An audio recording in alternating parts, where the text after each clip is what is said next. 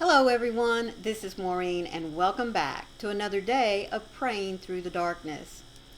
You know, when Jesus gave his Sermon on the Mount, one of the Beatitudes he mentioned was, "Blessed are the merciful, for they shall receive mercy." Now, what is mercy? Well, as a Christian, we know that mercy is the compassion, the comfort, and the willingness of God to forgive us. He showed mercy on us when he was willing to sacrifice his son on the cross to cover our sins so that we could have a relationship with him. I mean, it covers everything. It covers the little bitty lies. It covers the great, big, unimaginable atrocities that we do to one another. But we have to ask for that forgiveness. So if God is willing to forgive us when we ask it, shouldn't we also be willing to forgive when we have been asked for forgiveness? If God is willing to show mercy to us, then we are to do the same thing to others. I know it's hard at times, and especially in the chaos that our world is in right now, it just really is hard to turn the other cheek, isn't it? I mean, as Christians, we are being bombarded from nearly every direction, and sometimes even from our Christian friends as well.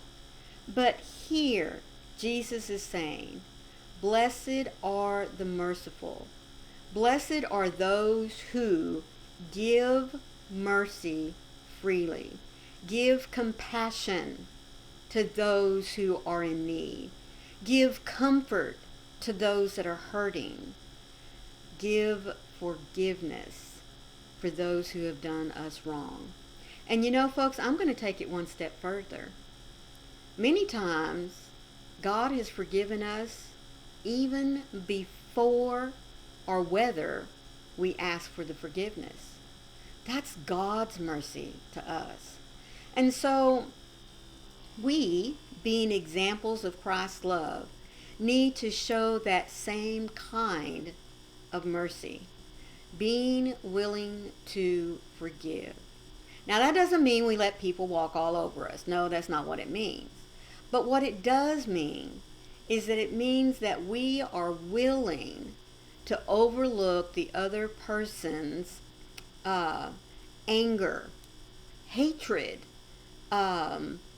whatever it is that they've done to us that is not right, period. Whether it be an ugly word, whether it be a ugly statement or an act, we have to show compassion. We really do. And like I said, I know that that is hard. It truly, truly is. Because we're not robots. We have feelings as well. And they can be hurt.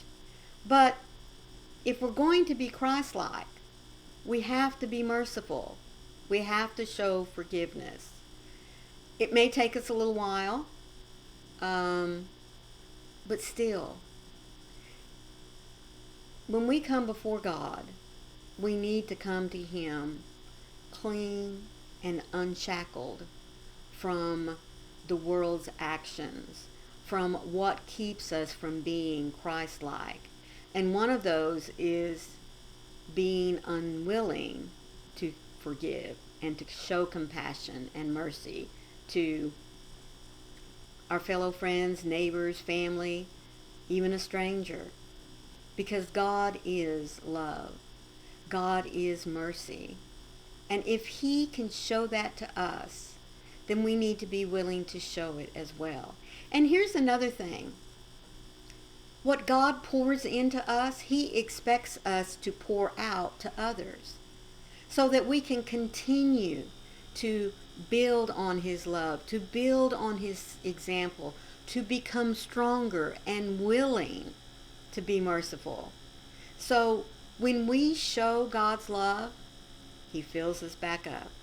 When we show God's compassion, He fills us back up. When we show the mercy that He's given to us, when we show that and share it, He fills us back up.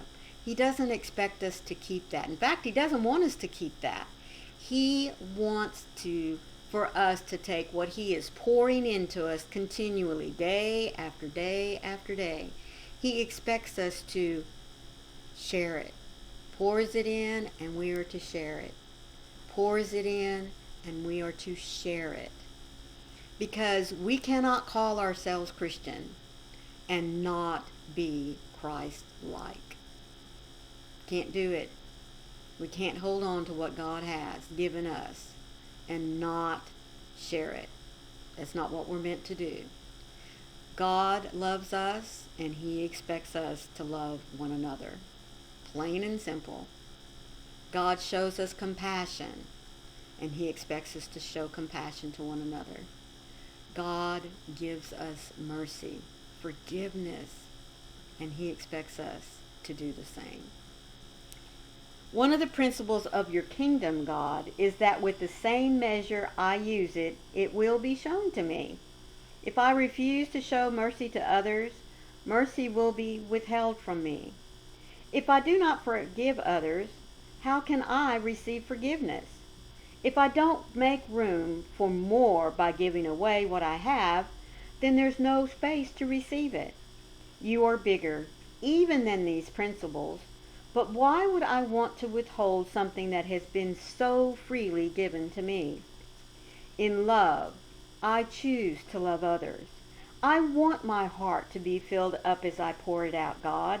You don't leave me dry, and you don't expect me to budget my love. No, because you don't budget your love to me. Your heart is always full to overflowing. So why would I operate as one who has a limited supply when my source is the source of all life? I want to live generously, for in generosity I will receive. Merciful God, you are full of loving kindness. And even as you pour out more, you never diminish in your compassion for me. You are my supply. So fill me up that I may pour it out, and that I will return for more. For you are so generous, my Father. See, God wants to continue to filling us up, to keep building what it is that we already have, to keep growing stronger and being willing to take that strength and give it to others.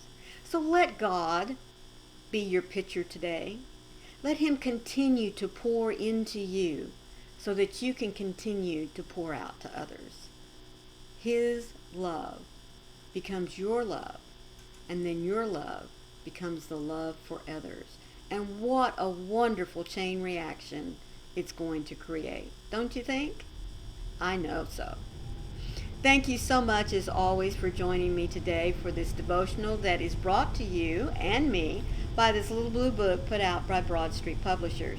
As always, you'll find a link for it down in the description box if you wish to purchase your own copy or give it as a gift. It'll make a wonderful gift, I promise you. Again, thank you so much for being here. Be sure to leave me a like. Leave me a comment too, even if it's just a little howdy. I like to know who it is that stops in every day to hear these devotionals. If this was your first time, I am really so blessed that you stopped in to hear this and share these words with us. Please consider being a subscriber by hitting that subscription button. Look for the bell with those cute little hugs on the side, because it'll let you know every time I upload content. Folks, in a world of chaos and hate and the want to destroy, let's set a different example. Let's be the pitcher that pours out the same love that God is pouring into us.